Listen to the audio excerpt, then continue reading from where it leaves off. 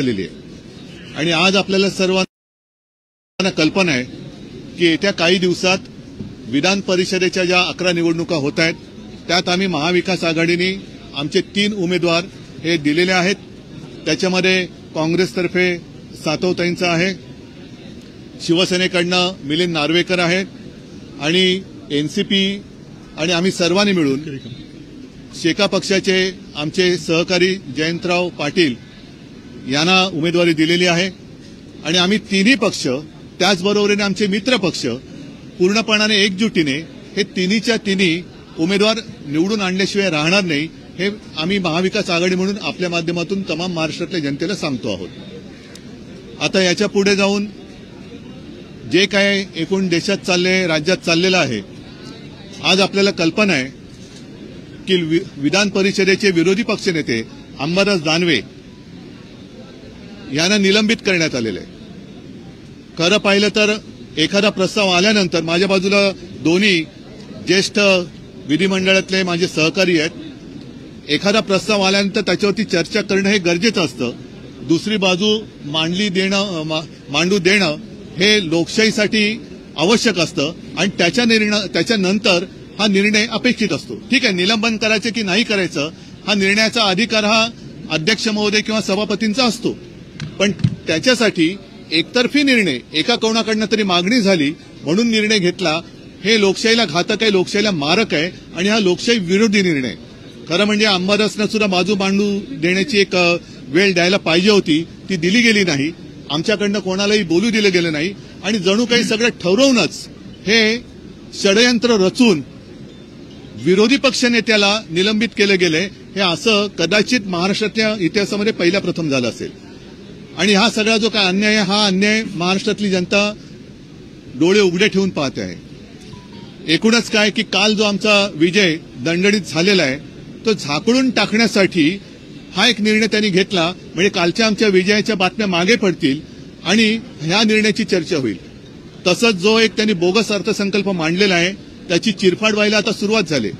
लोकांना सुद्धा कळले, जनतेला सुद्धा कळले की धूळफेक आहे, निवडणुकीच्या तोंडावरती हे दाखवलं गेलेलं गाजर आहे आणि त्याची चिरफाड करायला आम्ही सुरुवात केल्यानंतर अनेक तज्ञांनी सुरुवात केल्यानंतर कुठेतरी चर्चेला वेगळ्या वळणावरती न्यायचं आणि मूळ मुद्दा बाजूला टाकावा, मूळ मुद्दा बाजूला पडावा म्हणूनच आकसाने विरोधी पक्ष नेत्यांचं निलंबन केलं गेलेलं आहे, ज्याचा आम्ही निषेध तर करतोच, पण संपूर्ण जनतेने हे पाहावं की तुमचा आवाज मांडताना, तुमचा आवाज आम्ही उठवत असताना विरोधी पक्ष नेत्याला निलंबित केलं जाते तर मग सामान्य जनतेची काय कथा। तर असं एकूणच हे वातावरण फार विचित्र आहे। या निमित्ताने मी परत एकदा सांगतो की येणारी विधान परिषदेची निवडणूक आम्ही तिन्ही मित्रपक्ष आमच्या सोबतच्या मित्रपक्षांसह ताकदीने लढवू आणि आमच्या तिघांचेही उमेदवार महाविकास आघाडी म्हणून लढवलेत ते तिन्ही उमेदवार आम्ही जिंकून आणू।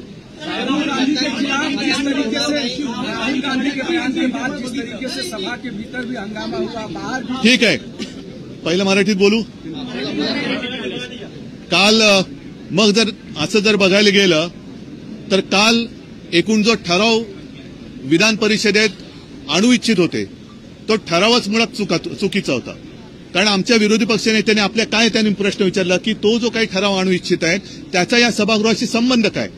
बरं, हेही बाजूला ठेवा, पण मुळामध्ये राहुलजी काय बोलले होते, त्यांनी खरंच हिंदुत्वाचा अपमान केला का? मी स्वतः ते भाषण पाहिलेलं आहे। हिंदुत्वाचा अपमान आमच्यापैकी कोणी करणार नाही आणि कोणी सहन करणार नाही।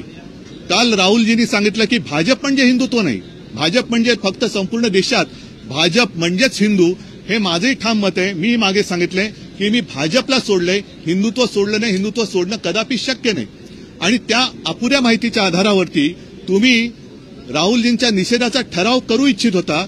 मग माझं म्हणणं असं आहे की पुढचा ठराव आपण आणला पाहिजे।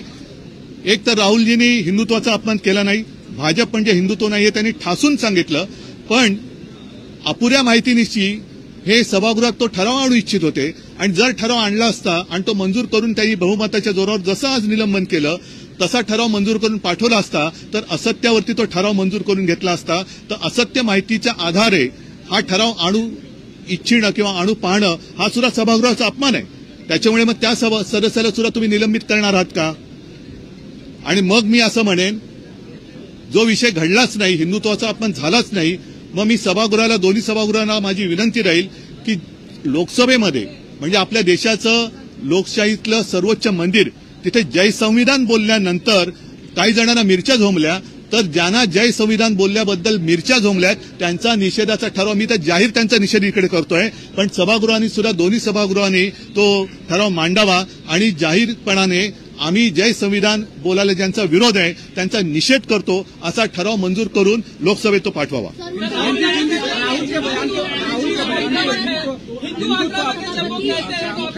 क्या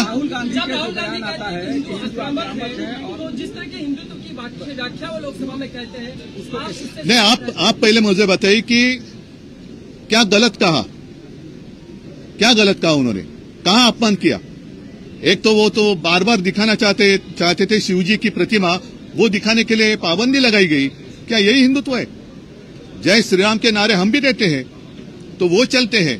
प्रधानमंत्री जी खुलेआम प्रचार सभा में जय श्री राम कहते हैं, लेकिन संसद में अगर बीजेपी के अलावा कोई कहे तो क्या वो अपराध है? संविधान को लेकर के जिस तरीके से उन्होंने कहा जय संविधान और उधर से घोषणाबाजी हुई, फिर महाराष्ट्र में विधान परिषद के भीतर जो हंगामा हुआ, इन दोनों को कैसे कनेक्ट किया?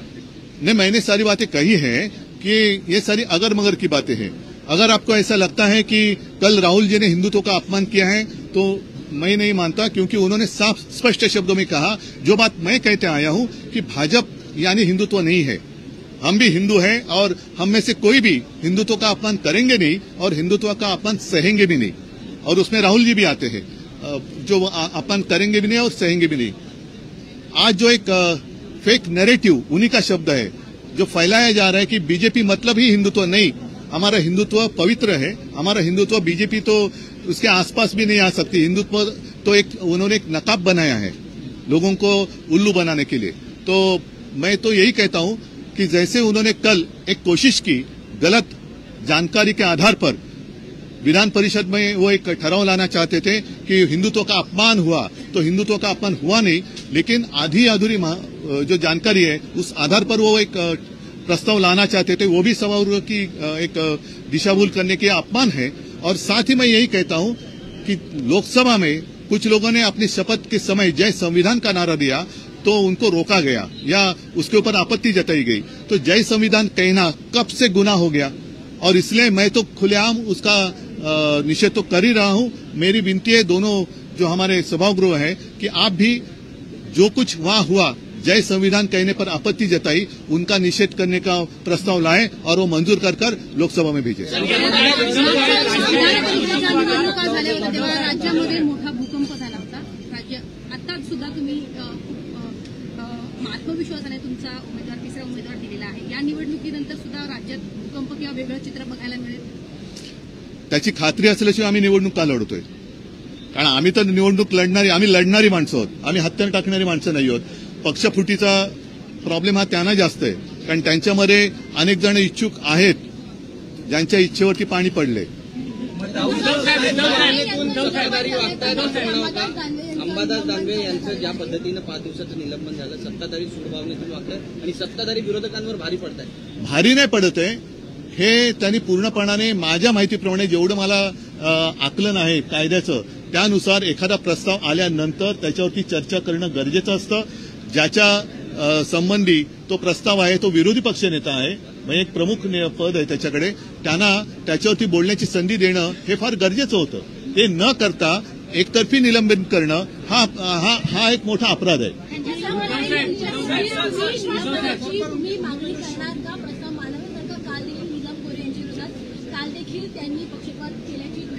नाही, मग मी एक सांगतो, अंबादासजींबद्दल आक्षेप काय सांगा, का निलंबन केले सांगा जरा. मी नव्हतो सभागृहात. बरोबर आहे, त्याच्याबद्दल मी पक्षप्रमुख म्हणून मी महाराष्ट्रातल्या माता भगिनींची माफी मागायला तयार आहे आणि मी मागतो, कारण आम्हाला त्यांच्याबद्दल आदर आहेच.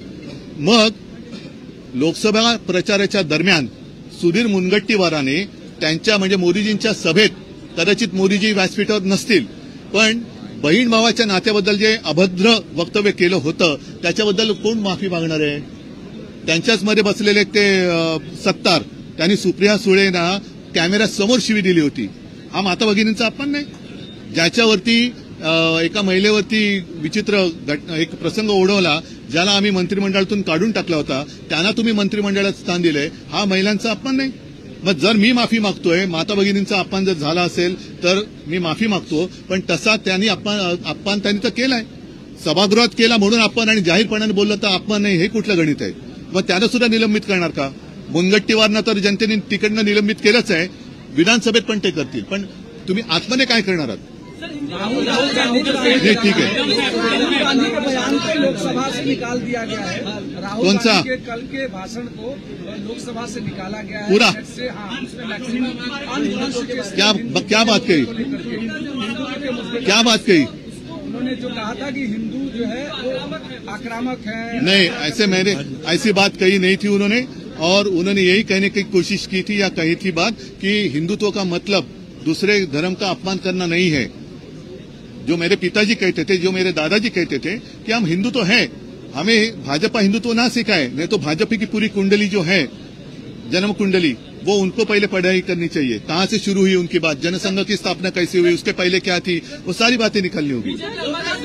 निमित्त से बार-बार सेट करने की कोशिश कर रही है कि जो महिलाओं का अपमान जो है सभागृह में किया गया। जो बात मैंने कही कि खुलेआम गाली गलौज करने वाले लोग आज भी आपके कैबिनेट में हैं, तो वो कैसे चलते आपको? ये मेरा हिंदुत्व नहीं है। अगर कल मैं सभागृह में नहीं था, कल अगर गलती से या कुछ भी अंबादास जी ने कुछ गलत कहा होगा महिलाओं के बारे में, तो उसके लिए मैं माफी मांगता हूं, लेकिन सामने से म्हणजे शिवसेना भवनवरती चाल करून येणारी माणसं, हे बोलणारी भाषा करणारी माणसं जर तुमच्याकडे बोट दाखवून अपमान करत, काय संबंध आहे? तुम्ही सभापतींकडे मागणी करा। या सगळ्या प्रकरणामध्ये अंबादास काय जबाबदार आहे? तुम्ही सभापतींकडे सांगायला पाहिजे होतं। मैं आप कुछ भी करे तो प्रजातंत्र है, और हम कुछ भी करें तो अपराध है, ये बात नहीं चलेगी। ठीक है, चला, मला वाटतं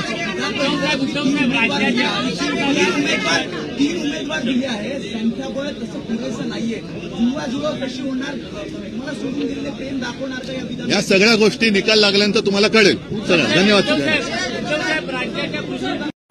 गोष्टी झाल्या होत्या, एकाच बाजूवर कारवाई झालेली आहे, बहुमताच्या पाशवी बहुमताच्या बळावर हे निलंबन झालेलं आहे, आणि मला असं वाटतं सरकारला याचे परिणाम भोगावे लागतील, कारण लोकसभेच्या निवडणुकीच्या आधीसुद्धा असं 150 खासदारांचं निलंबन केलं होतं। आज त्यांनी संवैधानिक जबाबदारी असणाऱ्या विरोधी पक्षनेत्याचं निलंबन केलं आहे।